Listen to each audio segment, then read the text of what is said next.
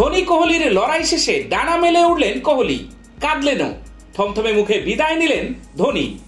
IPL এর play অফে ওঠার জন্য চেন্নাই সুপার কিংসের দরকার ছিল শুধু জয়। অন্যদিকে রয়্যাল চ্যালেঞ্জার্স বেঙ্গালুরুর দরকার ছিল অঙ্ক কষে জয়। প্লে অফের অঙ্ক মিলিয়ে আইপিএল এর শেষ চারে পৌঁছে গেলেন বিরাট কোহলিরা। বিদায় নিতে হলো মহেন্দ্র সিং ধোনিদের।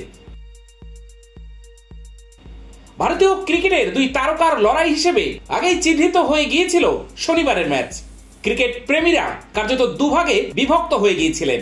যশ দয়াল চেন্নাইয়ের ইনিংসের শেষ বলটি করতেই কোহলির বিরাট উচ্ছ্বাস দেখলো ক্রিকেট প্রেমীরা। শুধু উচ্ছ্বাসই নয়, আনন্দে আবেগে চোখের কোণ ভিজে গেল বিরাট কোহলির। গ্যালারিতে কাঁদলেন তার স্ত্রী আনুষ্কা শর্মাও। কাঙ্ক্ষিত জয় আসতেই চিন্নাস্বামীর মাঠে কোহলি দৌড়ের মধ্যে ছিল মুক্তির ছোঁয়া।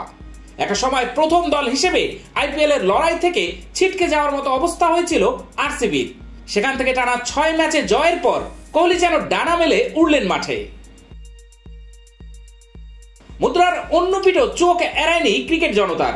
দলকে আইপিএল এর প্লে অফে তুলতে মরিয়া চেষ্টা করছিলেন 42 বছরের ধোনিও।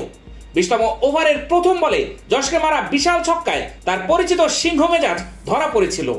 তার ছক্কায় বেঙ্গালুরুর শিবিরে যেমন শঙ্কা তৈরি হয়েছিল, তেমনি আশার আলো জ্বলছিল চেন্নাইয়ের ডাগআউটে। স্টিফেন ফ্লেমিং এর মুখ চকচক করছিল ধোনির ছক্কার পর। পরের বলে আবার ছক্কা মারার চেষ্টা করতে গিয়ে ধোনি ধরা পড়ে গেলেন বাউন্ডারি লাইনের কাছে থাকা স্বপ্নিল সিং এর হাতে। মুহূর্তে বদলে গেল দুই শিবিরের ছবি। হতাশায় ব্যাটে ঘুষি মারলেন ধোনি। অভিজ্ঞ ক্রিকেটার হয়তো তখনই ভবিষ্যৎ দেখে ফেলেছিলেন। ধোনি যখন হতাশ হয়েছেন তখনই উচ্ছ্বাস দেখিয়েছেন কোহলি। আবার কোহলির হতাশায় স্বস্তি পেয়েছেন ধোনি। টানটান উত্তেজনার ম্যাচে ক্রমাগত বদলেছে দুই ক্রিকেটারের মুখের অবয়ব। তাদের সঙ্গে বদলেছে চিন্নাস্বামীর আবহ। শেষে ধোনি হাসেননি, বিরাট কোহলিও না। কোহলির চোখের জলেই হয়তো ছিল সিংহের বিদায় বার্তা।